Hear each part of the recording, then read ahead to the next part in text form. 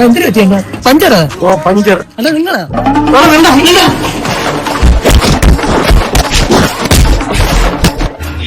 ഇതൊന്നും ശരിയല്ല കേട്ടോ.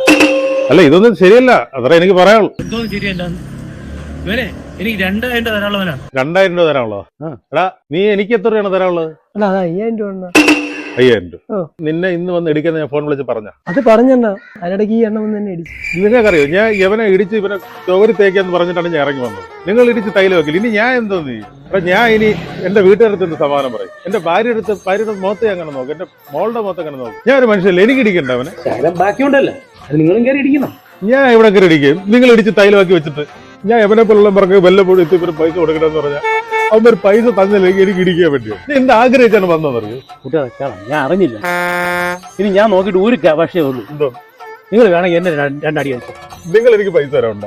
നിങ്ങൾ എനിക്ക് പൈസ തരാനുണ്ട? അതില്ല. പിന്നെ നിങ്ങൾ അടിച്ച എനിക്ക് എന്താ ഇത് കിട്ടും? എനിക്ക് അണ്ണ ഇനി ഒന്നും പറഞ്ഞിട്ട് ഒരു കാര്യമില്ല. കിട്ടാളത് കിട്ടി.